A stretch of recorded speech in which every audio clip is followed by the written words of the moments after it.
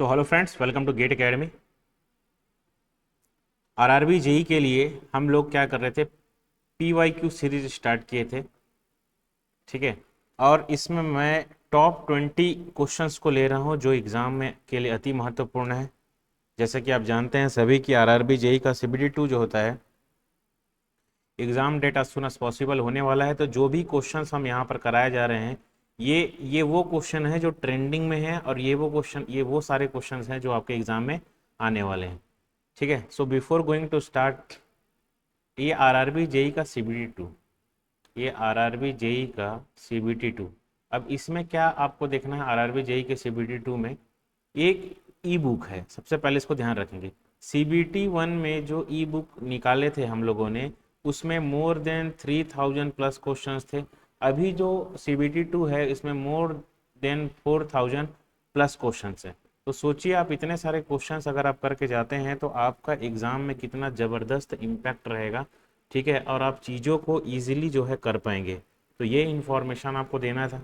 देखिए, इसमें ये नेविगेटर में क्या है, previous year question, MCQ question, ये सारी चीज़ें अवेलेबल है। ठीक है, उसके बाद यहाँ पर इसका जो प्राइस रखा गया ओनली 333 रुपीज़ में रखा गया है, जो एक मिनिमम प्राइस में आप लोगों को ये सारी चीज़ें प्रोवाइड की जा रही है गेट एकेडमी के द्वारा। तो इसको आपको ध्यान रखना है। मैकेनिकल के लिए एक हैंड बुक, सो कॉल्ड ई बुक है। ठीक है, जिसमें कॉन्सेप्ट, थ्योरी, फार्मूला, ये सारी चीज़ें हैं, और इसका जो प्राइस रखा गया ओनली 222 रुपीज़ रखा गया है। ये किस किस चीज़ के लिए यूज़फुल है, गेट के लिए, पब्लिक सेक्टर यूनिट के लिए, और कॉम्पिटिटिव एग्ज़ाम के लिए। जैसे ही आपका ये ई बुक है, इसको आप मोबाइल में कैरी कर सकते हैं, लैपटॉप में कैरी कर सकते हैं, कहीं पर भी इसको कैरी कर सकते हैं। और आपने जितने भी 8th सेमेस्टर तक सारी चीज़ें पढ़ी है, जो भी उन सारी चीज़ों से एग्ज़ाम में आता है, वो सारी चीज़ों को इसमें रखा गया है, ताकि आप इजीली कर पाए इन सारी चीज़ों को। ठीक है, ये एक इन्फॉर्मेशन आपको देना था, जिसमें कॉन्सेप्ट भी है, थ्योरी भी है, फॉर्मूला भी है, ये सारी चीज़ें इसमें अवेलेबल है। तो इसको आपको क्या करना है, ध्यान रखना है। नाउ, ये जो UPPSC AE के लिए 1111 रुपीज़ में प्री और मेंस का हमारे पास क्या है, कोर्स है। ठीक है, ये बहुत सारे स्टूडेंट ने इसको परचेस किया है, और अब आपकी बारी है। ये बेहद इम्पॉर्टेंट चीज़ें जो आपके एग्ज़ाम के पॉइंट ऑफ व्यू से अति महत्वपूर्ण है, तो इसको आपको करना चाहिए। ये चीज़ें वो हैं कि आपको एग्ज़ाम से पहले सिलेबस के अकॉर्डिंग ये सारी चीज़ों को आपको प्रोवाइड कर दिया जा रहा है गेट एकेडमी के द्वारा, ताकि आप इजीली इन सारी चीज़ों को कर सके। जिसमें आपको PDF नोट्स भी प्रोवाइड किया जा रहा है, इसमें आपको PDF नोट्स भी प्रोवाइड किया जा रहा है। तो इस सारी चीज़ों को क्या करना है, आपको ध्यान रखना है, जो हम लोगों ने यहाँ पे डिस्कस किया है। Now the next thing, first question, water tank has a maximum depth. देखिए, क्वेश्चन ऐसे आएगा, water lake has a maximum depth of 100 meter. If the atmospheric pressure is 101, then the absolute pressure at this depth will be, क्या होगा? ये आपको बनाना है, very important question. देखिए, सबसे पहले तो कुछ कॉन्सेप्ट को आपको समझना है। इस क्वेश्चन को बनाने से पहले सबसे पहले तो देखिए, कुछ भी जो प्रेशर, जो हम मेजरिंग, जो प्रेशर मेजरिंग डिवाइस है, जो प्रेशर मेजरिंग डिवाइसेस है, उसमें जो हम प्रेशर मेजरमेंट करते हैं, वो मोस्टली जो प्रेशर रहता है क्या होता है, गेज प्रेशर होता है। वो क्या होता है, गेज प्रेशर होता है। अब गेज प्रेशर में अगर मैं बोलूं कि मुझे एब्सोल्यूट प्रेशर चाहिए, तो ये गेज प्रेशर की वैल्यू पॉजिटिव भी हो सकती है और निगेटिव भी हो सकती है। पॉजिटिव होती है उसको पॉजिटिव गेज बोलते हैं, और निगेटिव जो होती है उसको हम लोग क्या बोलते हैं, वैक्यूम। निगेटिव जो होता है उसको हम लोग क्या बोलते हैं, वैक्यूम। इसको आपको ध्यान रखना है। तो अगर मैं बोलूं कि एब्सोल्यूट प्रेशर, मैं अगर बोलता हूं कि एब्सोल्यूट प्रेशर, तो ये एब्सोल्यूट प्रेशर क्या होगा, ये अगर मैं इसको एब्सोल्यूट प्रेशर बोलूं तो ये एब्सोल्यूट प्रेशर होगा क्या, मतलब ये होता है गेज, देखिए sorry, atmospheric plus gauge, atmospheric plus gauge. अगर ये गेज पॉजिटिव में है तो, अगर ये गेज निगेटिव में है, अगर वैक्यूम दिया है तो पी गेज। ठीक है, तो इसको आपको ध्यान रखना है। एब्सोल्यूट प्रेशर में आपको एटमॉस्फेरिक प्रेशर क्या करना रहता है, प्लस या माइनस करना ही रहता है, तो उसको आपको क्या करना है, ध्यान रखना है, वेरी इंपॉर्टेंट थिंग। ठीक है, वेरी इंपॉर्टेंट थिंग। अब पहला क्वेश्चन है, इफ द एटमॉस्फेरिक प्रेशर की वैल्यू 101 दिया है किलो पास्कल, तो आपको करना क्या, मैक्सिमम डेप्थ, तो प्रेशर इज इक्वल टू कहते हैं रो इंटू जी इंटू एच, रो इंटू जी इंटू एच। तो रो की वैल्यू देखो किलो पास्कल में है, तो रो की वैल्यू अपन ने लिखी 9.81 मल्टीप्लाई बाय 1000, तो कितना हो जाएगा 981। ठीक है, और इसमें 101 को आप प्लस कर दो, 1081 will be the correct answer. तो यहाँ पर हमको कौन सा आंसर दिख रहा है, 1082 kilo pascal is my correct answer. तो इस टाइप के क्वेश्चंस आपको डायरेक्ट डायरेक्ट एग्जाम में देखने को मिलेंगे। समझ में आ गया। तो यहाँ पर मैं क्या कॉन्सेप्ट लगाया, प्रेशर इज इक्वल टू क्या होता है, रो जी एच। ठीक है, अब यहाँ पे जो एक कॉन्सेप्ट है उसको आपको ध्यान रखना है, प्रेशर अगर नीचे जाएगा, प्रेशर अगर नीचे जाएगा तो क्या हो जाता है, निगेटिव होता है।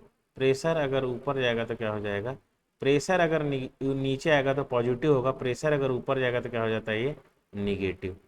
ठीक है, मतलब हाइट नीचे की ओर, अगर सपोज ये वाटर है या फिर हम अर्थ में रह रहे हैं ना, जितना हम अर्थ के ऊपर जाएंगे या वाटर के ऊपर जाएंगे तो प्रेशर क्या होता है, कम होता जाता है। जितना हम नीचे जाएंगे अर्थ के, प्रेशर क्या हो जाता है, इंक्रीज होता जाता है। तो इसको आपको ध्यान रखना है। ठीक है, ये कॉन्सेप्ट को आपको ध्यान रखना है, प्रेशर मेजरिंग डिवाइस। सारा का सारा मसला होता है हेड का, सारा का सारा मसला क्या होता है, हेड का। सपोज यहाँ पे एक चीज़ देखिए, और अगर प्रेशर मेजरिंग डिवाइस है,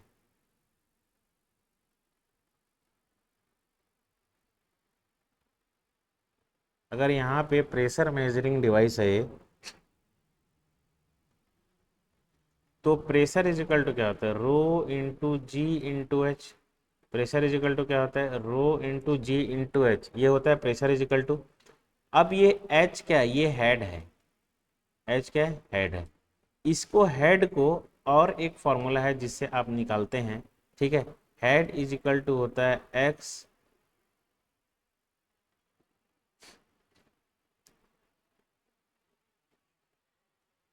ये क्या मैंने बताया कि अगर कोई फ्लोइंग फ्लूड है, समझ में आ गया, आपको हेड निकालना है, कोई फ्लूड फ्लो हो रहा है, ठीक, और जो फ्लोइंग फ्लूड है उसकी जो डेंसिटी है, उसके बाद यहां पर आप क्या ले लेते हैं, मरकरी ले लेते हैं, तो ये हेड आप यहां से भी जान सकते हैं इसका कितना है।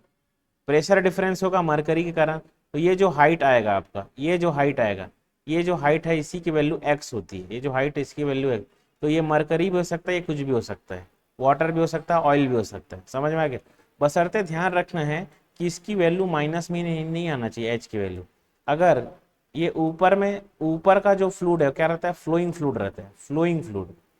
और ये जो नीचे में है, ये मैनोमेट्रिक फ्लूड रहता है, ये मैनोमेट्रिक फ्लूड। अभी एस जी लिखा हूं मतलब, ये एस जी लिखा हूं मतलब क्या, ये एस जी लिखा हूं मतलब स्पेसिफिक ग्रेविटी, स्पेसिफिक ग्रेविटी, इसको आपको ध्यान रखना है। एस जी अगर लिखा हूं तो इसको हम लोग क्या बोलते हैं, specific gravity. Very important things आपके एग्जाम के पॉइंट ऑफ व्यू से। ठीक है, वेरी इंपॉर्टेंट थिंग्स आपके एग्जाम के पॉइंट ऑफ व्यू से, ये सारी चीजें इसमें आती, ये सारी चीजें इसमें आती। ठीक है, ये सारी चीजें इसमें आती। तो ये सारी चीजें हो गई, तो ये दोनों फॉर्मूले को आपको ध्यान रखना है, इसको, ये दोनों को आपको क्या करना है, ध्यान रखना है, very important. Now question number 2, the intensity of pressure at any,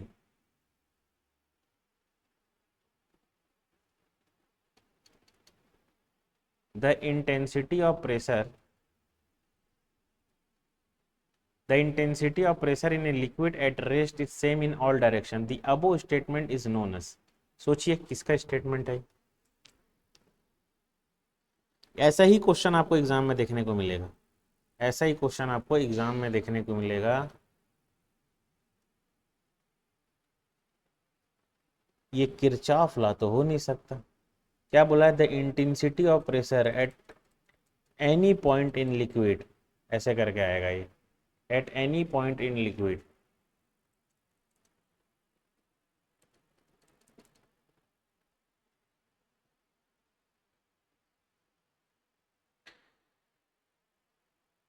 देखिए ये इंटेंसिटी, ये वाटर है, इसके किसी भी पॉइंट पे यहाँ पर सभी डायरेक्शन में प्रेशर क्या रहेगा, समान रहेगा, सभी डायरेक्शन में प्रेशर क्या रहेगा, समान रहेगा। इसी को हम लोग क्या बोलते हैं, पास्कल्स लॉ, पास्कल्स लॉ। ठीक है, the intensity of pressure at any in liquid at rest same in all direction, the above statement is known as what, इसको हम लोग क्या बोलते हैं, Pascal's law. Very important thing, इसको आपको क्या करना है, ध्यान रखना है।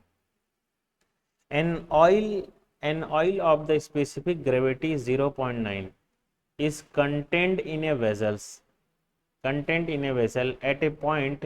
The height of oil is a 40 mm. Find the corresponding height of water at that point. Very important things आपके एग्जाम के पॉइंट ऑफ। अब ध्यान सुनना, प्रेशर इज इक्वल टू क्या होता है, रो जी एच, और पी बाई रो जी करेंगे तो क्या हो जाएगा, एच। ये एच, इसी एच को हमको निकालना है। अब क्या बोल, देखिए एन ऑयल स्पेसिफिक ग्रेविटी बोल रहा है 0.9, इस 0.9 is contained in a vessel at a point of height of oil is a 40 मीटर। ऑयल का हाइट कितना दे दिया है यहाँ पे हमको, 40 मीटर। ठीक है, find the corresponding height of water at the point. तो देखिए P by rho ji H. ठीक, अब यहाँ पे हमको क्या बोल दिया, स्पेसिफिक ग्रेविटी ऑफ किसका बोल दिया है, ऑयल का, तो 0.9 होता है। और similarly specific gravity of water कितना होता है, 1। वाटर क्या होता है, 1, क्यों, क्योंकि specific gravity is equal to क्या होता है, density of fluid divided by density of water, यही होता है। ठीक है, density of fluid divided by density of water. ठीक है, तो इसको आपको ध्यान रखना है। यहाँ पे specific gravity is equal to क्या हो जाएगा, 0.9। तो अब इसको सॉल्व कीजिए, P by rho g is equal to H1। ये किसी को भी आप ऑयल ले सकते हो और किसी को भी क्या ले सकते हो, आप वाटर ले सकते हो। तो यहाँ पे प्रेशर टू प्रेशर क्या हो जाएगा, प्रेशर टू प्रेशर को अपन काट देते हैं, तो इसकी रो की वैल्यू कितनी है, जी से जी की वैल्यू काट देते हैं। तो H1 by H2 is equal to क्या हो जाएगा, रो टू बाई रो वन, और रो टी की जो वैल्यू होगी वो क्या हो जाएगी, रो टू की वैल्यू क्या हो जाएगी, वाटर है ना, 1000 कर लो। ठीक है, specific gravity is equal to ये कितना हो जाएगा, 900। यहाँ से अब ये H1 डिवाइडेड बाय क्या हो जाएगा, H2। H2 की वैल्यू हमको फाइंड आउट करनी है, तो ये कितना हो जाएगा, 9 divided by 14 divided by 10, 36 metre. Question 3 का बी विल भी क्या हो जाएगा, 36। ठीक है, तो इस टाइप के क्वेश्चंस आपको देखने को मिलेंगे। ठीक है, अब ये क्वेश्चंस आपको दे दिया P बाई रोजी वाला। ठीक है, ये समझ में आ गया, P बाई रोजी। अब इस P बाई रोजी में कभी कभी क्या देगा आपको, प्रेशर को ही फाइंड आउट करने बोल देगा, रो को ही फाइंड आउट करने बोलेगा, एच को भी, तो किसी को भी फाइंड आउट करने बोल सकता है। तो आपको करना कुछ नहीं है,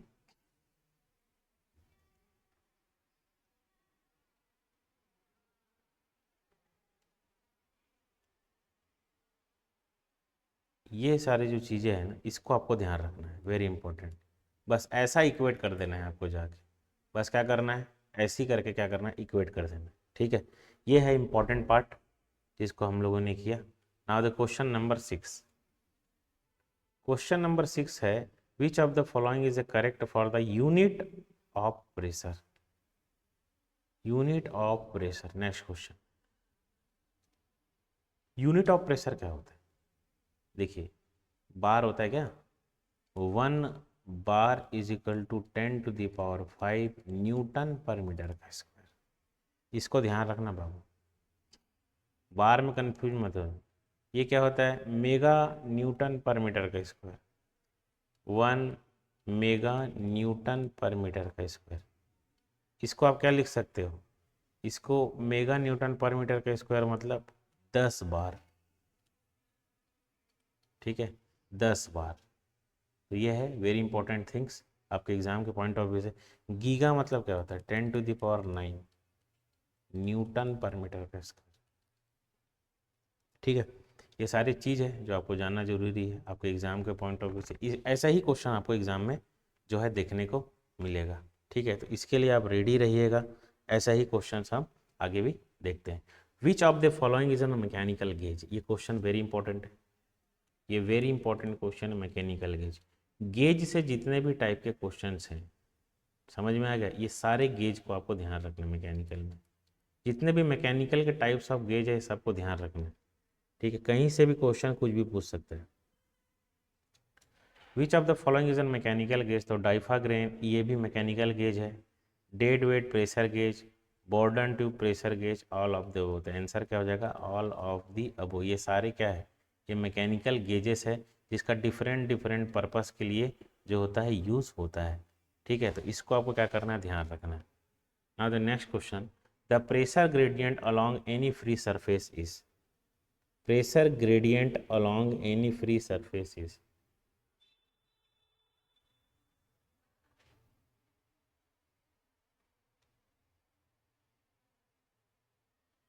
यहाँ पर ये जो ऑप्शन है ये होगा I think always negative, always positive, may be positive और नेगेटिव, जीरो, और ई ऑप्शन क्या है यहाँ पे, डी ऑप्शन क्या है जीरो, ई ऑप्शन क्या है यहाँ पे आपका free from acceleration.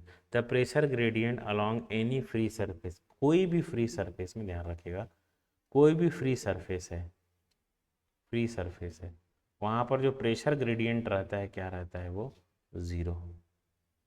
Free surface पे प्रेशर ग्रेडियंट क्या रहता है, ज़ीरो। इसको आपको ध्यान रखना है, very important cheese. High vacuum is a most commonly expressed in, बताइए इसको किस में यूज़ करते हैं हाई वैक्यूम को,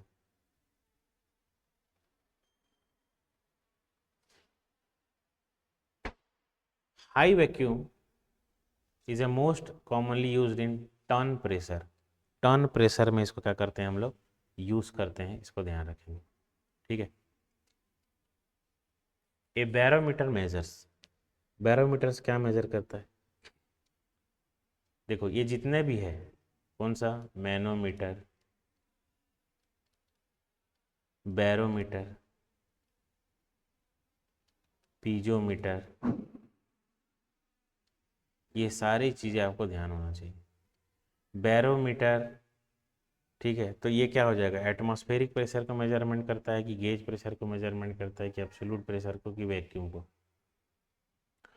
तो याद रखना जो बैरोमीटर होता है वो क्या करता है, एटमॉस्फेरिक प्रेशर को मेजर करता है, किसको करता है, एटमॉस्फेरिक प्रेशर को मेजरमेंट करता है, वेरी इंपॉर्टेंट, ठीक है, वेरी इंपॉर्टेंट, एटमॉस्फेरिक प्रेशर क्या करता है, मेजर करता है। Next question, piezometer use for the measuring, अब बताइए। तो जितने भी जैसे मेजरिंग इंस्ट्रूमेंट है वो आपको ध्यान रखना चाहिए, ठीक है। तो यहाँ पर क्या हम देखें, बैरोमीटर, अब यहाँ पर क्या देखें, पीजोमीटर। अब ये पीजोमीटर भी क्या करता है, प्रेशर मेजरिंग डिवाइस है, ये स्मॉल प्रेशर को मेजरमेंट करता है, स्मॉल प्रेशर को मेजरमेंट करता है, पहला चीज़ याद रखना है। दूसरा चीज़ only used for air, sorry, only low pressure measurement, only use for low pressure measurement, इसको ध्यान रखना, only used for low pressure measurement, very important, आप इसको ध्यान रखिएगा, ठीक है। अब देखिए inside soft bubble the pressure is, ये क्वेश्चन बहुत बार आता है कि देखिए सबसे पहले तो सरफेस टेंशन को देखो, सरफेस टेंशन क्या होता है, सरफेस टेंशन क्या होता है, देखिए ये है tension on surface, tension on surface, ये क्यों होता है, देखो हर सब मॉलिक्यूल से, सबों से मॉलिक्यूल से, ये आसपास के सब मॉलिक्यूल से घिरा हुआ है, यहाँ से यहाँ से यहाँ से यहाँ से यहाँ से यहाँ से यहाँ से, ठीक है, सब मॉलिक्यूल से घिरा हुआ है। सिमिलरली जो यहाँ के मॉलिक्यूल्स रहते हैं वो भी क्या रहते हैं, यहाँ के जो मॉलिक्यूल्स रहते हैं वो भी क्या रहते हैं, स्ट्रेच्ड रहते हैं, स्ट्रेच रहते हैं, ठीक है। और चूंकि ये सरफेस पे होता है इसीलिए इसे क्या बोलते हैं, सरफेस टेंशन। अब देखो यहाँ का तो हो गया, यहाँ का तो हो गया, यहाँ का हो गया, लेकिन इधर का बैलेंस हुआ क्या सर? नहीं होता है। तो इसीलिए बैलेंस नहीं होता, और इधर इधर क्या रहता है, बहुत ज़्यादा खिंचाव लगता है। इसीलिए इसको हम लोग क्या बोलते हैं? Surface tension. इसीलिए इसको हम लोग क्या बोलते हैं? Surface tension. Surface tension. इसको सिग्मा से डिनोट करते हैं, इसका यूनिट होता है न्यूटन पर मीटर। बस इसमें इतने ध्यान रखना, ठीक है। अब देखिए, जैसे देखो कई कई चीज़ होती है। सोप बबल होगा, एक सोप बबल होता है, बबल, और ये ड्रॉपलेट्स। बबल और ड्रॉपलेट्स में क्या दोनों डिफरेंस है? जो ड्रॉपलेट्स रहता है वो क्या रहता है? पूरा सॉलिड रहता है। और सॉलिड कहने का ये मतलब नहीं है कि सॉलिड मतलब समझो कि पूरा पानी रहता है। बबल मतलब खोखला रहता है, जैसे साबुन के बुलबुले। साबुन का बलबला क्या रहता है? फीका रहता है। लेकिन दवाई डालते हैं और ड्रॉप में तो क्या रहता है? ड्रॉप वो रहता है, ठीक है। दूसरा चीज़ होता है स्टीम जेट। जैसे ये क्या है आपका? ये क्या है आपका? नोजल है। नोजल से क्या निकल रहा है? नोजल से क्या निकल रहा है? वाटर निकल रहा है। तो ये क्या है आपका? पानी। ये क्या है आपका? पानी, ठीक है। तो इसको आपको ध्यान रखना, नोजल से जो निकल रहा है वो पानी। अब यहाँ पे क्वेश्चन आता है, क्वेश्चन क्या पूछा है आपको यहाँ पे कि सॉरी, ये क्या होगा? तो एक एक चीज़ को ध्यान रखना। अगर बबल बोला है तो 8 सिग्मा बाई डी, ठीक है। और ड्रॉपलेट बोला है तो 2 सिग्मा बाई डी। और ये वाटर जेट बोला है तो क्या हो जाता है? 4 सिग्मा बाई डी। वाटर बोला है तो क्या हो जाता है? ये 4 sigma by D. Very important things आपके एग्जाम के पॉइंट ऑफ व्यू से, तो इसको आपको क्या करना है? ध्यान रखना है, ठीक है। 8 sigma by D, 4 sigma by 2 sigma by D. तो अब देख लीजिए क्या पूछा है क्वेश्चन में। पीजोमीटर यूज्ड फॉर मेजरिंग, तो ये हो गया है इनसाइड सोप बबल। तो जैसी सोप बबल आ गया तो आपको क्या ध्यान रखना है? 8 सिग्मा बाई डी, ठीक है। ये क्या हो जाएगा? 8 सिग्मा बाई डी। इसको आपको ध्यान रखना है। Wait a minute. 8 sigma by D, okay, no issue. 8 sigma by D, ठीक है। अब इसको हम आगे देखते हैं। ए हो गया 8 सिग्मा बाई डी। तो ये सारी चीज़ों को आपको याद रखना है, ओके। मतलब यहाँ पे अगर ये बोलेगा तो 4 सिग्मा बाई डी ये किसके लिए है? तो वाटर जेट के लिए है, वाटर जेट के लिए है। 2 सिग्मा बाई डी बोलेगा तो किसके लिए है? ये बबल के लिए है। और सॉरी, ये किसके लिए है? वाटर ड्रॉपलेट्स के लिए, वाटर ड्रॉपलेट्स के लिए,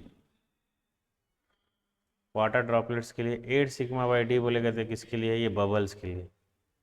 ये किसके लिए है? ये बबल्स के लिए, ठीक है।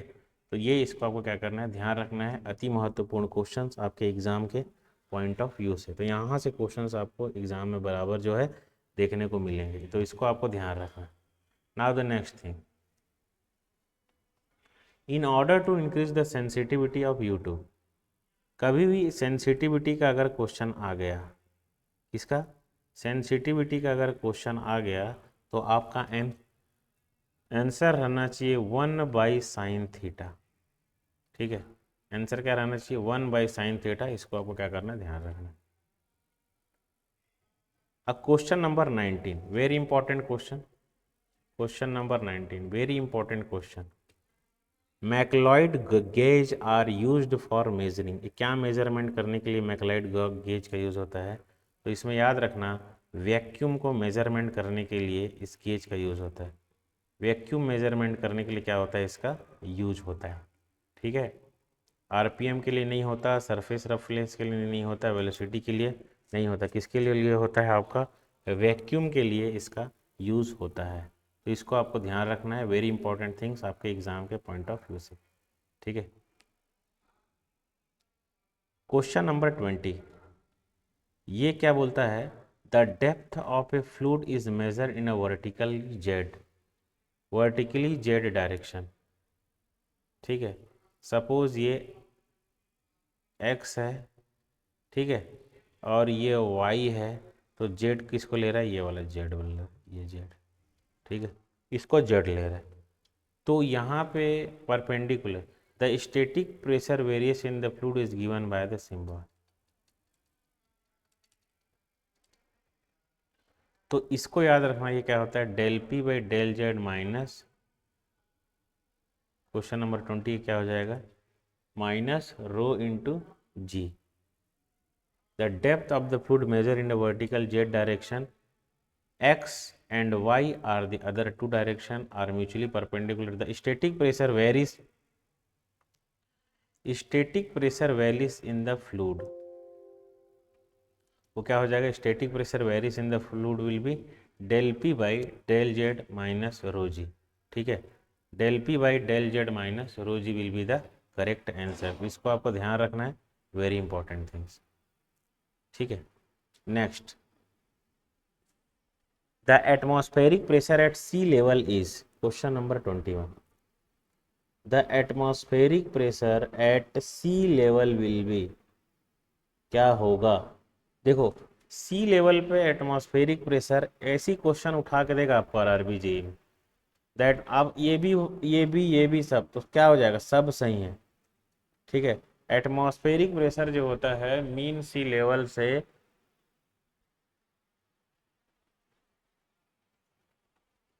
एटमॉस्फेरिक प्रेशर जो होता है मीन सी लेवल से बराबर होता है। ठीक है, इसको ध्यान रखेंगे।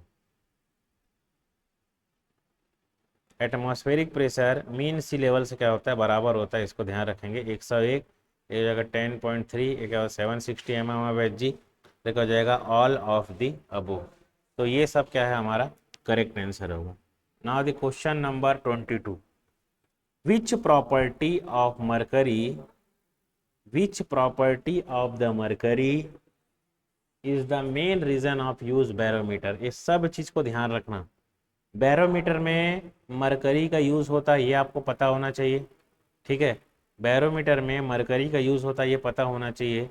तो क्या रीजन है, high density, negligible capillary effect, very low vapour pressure और लो कंप्रेसिबिलिटी।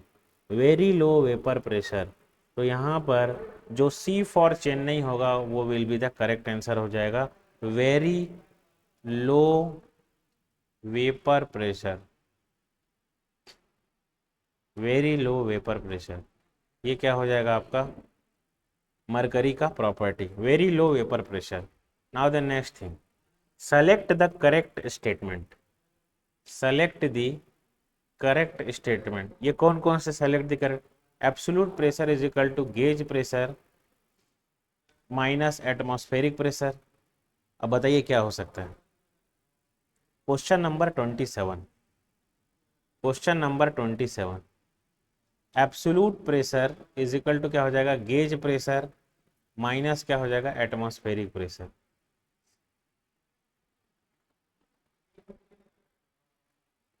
तो इसको क्या होगा, मैं आपको चीज़ें बताया था, याद है क्या, absolute pressure gauge pressure minus, ये तो गलत हो जाएगा।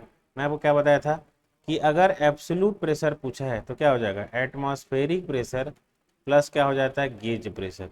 या तो प्लस गेज प्रेशर होगा या फिर एटमॉस्फेरिक प्रेशर माइनस क्या हो जाता है, वैक्यूम, क्या हो जाता है, वैक्यूम। यही दो चीज़ों को आपको ध्यान रखना है।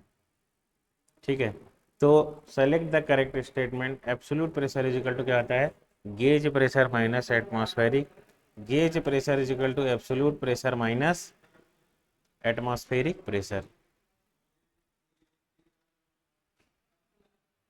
क्या होगा आंसर, सोचिए। Gauge pressure is equal to absolute pressure minus atmospheric pressure, तो B for Bombay will be the correct answer. ठीक है, तो इसको आपको ध्यान रखना। इसी टाइप के क्वेश्चन जो होते हैं आपको एग्जाम में देखने को मिलते हैं। ठीक है, question number 2, piezometer is used to measure, piezometer is used to, piezometer is used to measure, क्या चीज़ मेजर करने के लिए पीजोमीटर का यूज होता है। तो इसको आपको ध्यान रखना है। पीजोमीटर का यूज जो होता है ये वेरी लो प्रेशर मेजरमेंट के लिए यूज होता है, ये मैंने आपको बताया है। पीजोमीटर जो होता है ये गेज प्रेशर मेजरमेंट करता है, इसको एक आपको ध्यान रखना है, ये क्वेश्चन आ सकता है। और पीजोमीटर जो होता है very low, very important question, इसको आपको ध्यान रखना है। एक ऐसे डंडी डंडी रहता है इसमें। ठीक है, इसको आपको क्या करना है, ध्यान रखना है। Question number 3, question number 3, 1 ton pressure is equivalent to what, तो 1 ton pressure is equal to क्या हो जाएगा यहाँ पे 1 mm of mercury, 1 mm of mercury. ठीक है, तो इसको आपको ध्यान रखना है, 1 mm of mercury. Question number 5, question number 5। ठीक है, अब देखिए ratio of pressure between 2 points A and B locked respectively eight depth 0 point and 2 below constant level in water. Ratio of pressure, देखिए ऐसा कोई पाइप होगा, इसका यहाँ से यहाँ तक का हाइट 0.5 बोल दिया है और यहाँ से यहाँ तक का हाइट 2 बोल दिया है। सपोज ये पाइप है, बर्नौली लगा दो ना यार, P by rho G plus V² by 2G plus Z1। ठीक है, Z1। तो अब जो जो नहीं दिया है इज इक्वल टू हेड, यही होता है डेप्थ। तो द रेशियो ऑफ प्रेशर, एक तो ये नियम हो सकता है, या फिर प्रेशर इज इक्वल टू क्या होता है रो जी एच, सेम वही है और कुछ नहीं। प्रेशर P1/P2, तो P1 पे locate A by B, 2 points A and B located respectively depth 0 point, तो इसके लिए डेप्थ कितना बोल दिया 0.5 और इसके लिए डेप्थ कितना बोल दिया है 2। ये कितना हो जाएगा 1/2 डिवाइडेड बाई 2, तो PA/PB इज इक्वल टू क्या हो जाएगा 1/4। ठीक है, तो C for Chennai will be the क्या हो जाएगा मेरा करेक्ट आंसर हो जाएगा। इसको आपको ध्यान रखना है, C फॉर चेन्नई क्या हो जाएगा correct answer. Question number 6, barometer is used to measure. Barometer क्या यूज करने के लिए, मेजर यूज करने के लिए होता है, तो इसको आपको ध्यान रखना है। जो बैरोमीटर होता है वो एटमॉस्फेरिक प्रेशर को मेजरमेंट करने के लिए होता है। ठीक है, सी। ठीक, इसको आपको ध्यान रखना। A micromanometer is inclined, question number, a micromanometer with the inclined tube is called as, क्या हो जाएगा सेंसिटिव मैनोमीटर। माइक्रो मैनोमीटर क्या हो जाता है, ये सेंसिटिव मैनोमीटर होता है। माइक्रोमीटर क्या होता है सेंसिटिव मैनोमीटर होता है। इसको आपको ध्यान रखना है। क्वेश्चन नंबर 8, क्वेश्चन नंबर 9 याद रखना है। ये मैनोमीटर यूज्ड टू मेजर, क्या मेजरमेंट करने के लिए मैनोमीटर का यूज करते हैं हम लोग, तो याद रखेंगे इसको। जो मैनोमीटर होता है उसमें हम लोग प्रेशर को मेजरमेंट करते हैं। डिस्चार्ज को 3 चीज से मेजरमेंट करते हैं, ये आपको पता है कौन सा, वेंचुरी मीटर, याद रखिएगा venturi meter, orifice meter, venturi meter, orifice meter, इसको ध्यान रखना। ठीक है, इसके बाद रोटामीटर भी होता है, ये किसके लिए होता है डिस्चार्ज। ठीक है, इसको आपको ध्यान रखना। A piezometer, a piezometer can not be used for the pressure measurement in pipe when what, तो क्या हो जाएगा प्रेशर डिफरेंस, ये तो होगा नहीं, ये भी नहीं होगा। Fluid in pipe is gas, तो मैं याद रखना, मैं बताया था कि ये किसके लिए होता है, ओनली फॉर वाटर के लिए यूज होता है, ओनली फॉर वाटर, या फ्लूइड के लिए यूज होता है, ओनली फॉर वाटर के लिए, लिक्विड वाटर के लिए। गैस का यूज इसमें हम लोग नहीं कर पाते। ठीक है, गैस का यूज हम लोग नहीं कर पाते, इसको आपको ध्यान रखना है। ठीक है, the difference of the absolute pressure and local atmospheric pressure is known as, question number 12। क्या होगा भैया, ये कई बार बोल चुका हूँ, कई बार आ चुका है एग्जाम में। ठीक है, इसको आपको ध्यान रखना। ये क्या हो जाएगा गेज प्रेशर होगा, इसको हम लोग क्या बोलते हैं gauge. C for Chennai will be the correct answer, question number 12, इसको आपको ध्यान रखना है। Question number 13, differential manometer is used. Differential manometer कहाँ यूज होता है, तो pressure in pipes, atmospheric pressure value, difference of pressure between 2 points. ठीक है, तो इसको याद रखना। डिफरेंशियल मैनोमीटर क्या करता है, 2 पॉइंट के बीच में प्रेशर का डिफरेंस बताता है ये मैनोमीटर, ऐसा, इसको आपको ध्यान रखना। Sudden fall in the barometer reading is, ये क्या होता है सडन फॉल बैरोमीटर रीडिंग, मतलब समझ जाओ भैया स्टॉर्म आ चुका। ठीक है, very important things. Now the next one, in isothermal atmosphere the pressure, question number 15, ये क्या हो जाएगा C for Chennai will be the correct answer, varies in the same way as a question number C. तो decrease, remain constant, ये सब नहीं होगा, क्या हो जाएगा, varies in the same as the density. ठीक है, तो आज की क्लास तो इतना ही करते हैं। Thank you very much, I hope आप लोगों ने एंजॉय किया होगा। नेक्स्ट देखते हैं, इसी टाइप के क्वेश्चंस आपके एग्जाम में आएंगे जो एग्जाम के लिए बेहद महत्वपूर्ण होंगे।